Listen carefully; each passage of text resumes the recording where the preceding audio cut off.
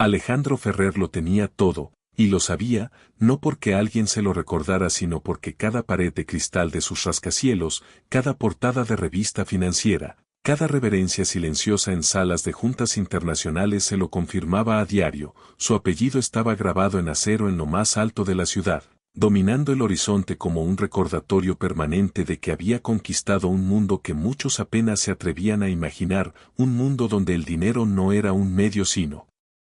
una extensión natural de su voluntad, donde una llamada suya podía mover mercados, cerrar fronteras empresariales o abrir hospitales privados solo para él, y aún así, cada mañana, cuando cruzaba los interminables pasillos de su mansión y escuchaba el eco de sus propios pasos, sentía que todo ese poder se disolvía frente a una realidad insoportable, el silencio absoluto de su hijo Mateo.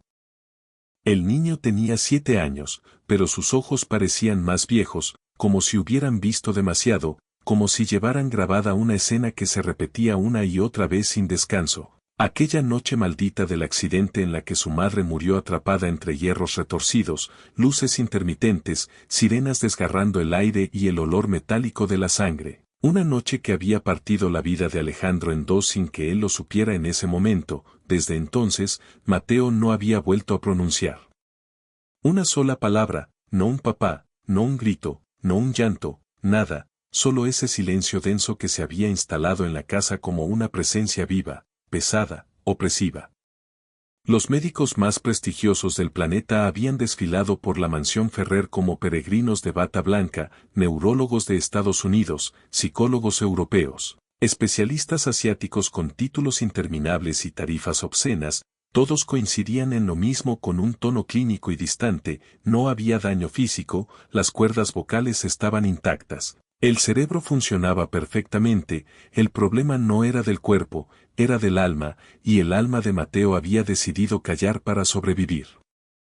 Alejandro había invertido fortunas que habrían salvado ciudades enteras en terapias experimentales, clínicas ocultas en montañas suizas donde el silencio costaba miles de dólares por noche. Tratamientos alternativos que prometían milagros con nombres impronunciables, pero cada intento terminaba igual, con el niño caminando por la casa como un pequeño fantasma, sin hacer ruido, sin pedir nada, sin reaccionar, y con Alejandro encerrándose en su despacho para romper cosas en silencio, porque él,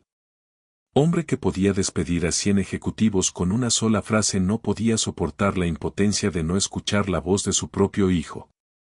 La mansión, que antes había sido escenario de fiestas deslumbrantes, música, risas y brindis interminables, se había transformado en un hospital de lujo, frío, impecable y triste, donde el personal caminaba en puntas de pie y hablaba en susurros, como si cualquier sonido pudiera romper algo irreparable.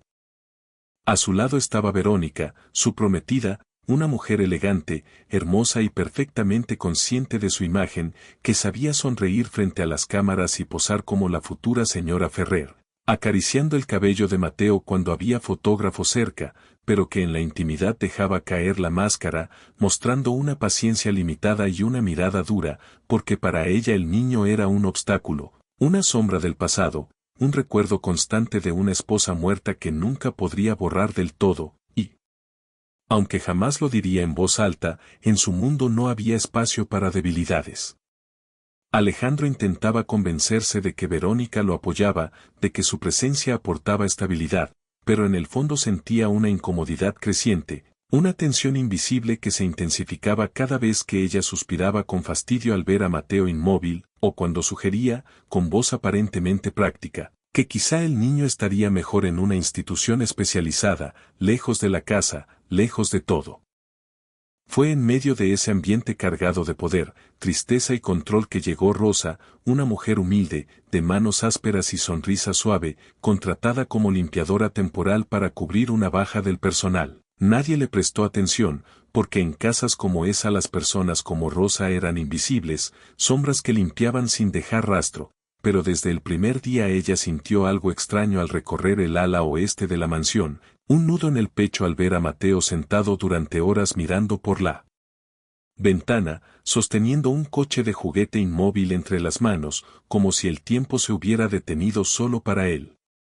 Rosa no tenía títulos ni diplomas, pero tenía algo que muchos allí habían perdido, la capacidad de sentir, de reconocer el dolor ajeno sin necesidad de palabras, porque ella misma había criado a 2 hijos en medio de la pobreza, había enterrado a uno por una enfermedad que no pudo pagar y había aprendido que el amor verdadero no se impone ni se compra, se ofrece en silencio. Mientras limpiaba, observaba, escuchaba, y comprendía que el silencio de Mateo no estaba vacío, estaba lleno de palabras atrapadas, de miedo, de tristeza, de amor no dicho, y sin saberlo, en ese mismo instante, el destino de todos en esa mansión comenzó a cambiar, aunque ninguno de ellos estaba preparado para lo que vendría después.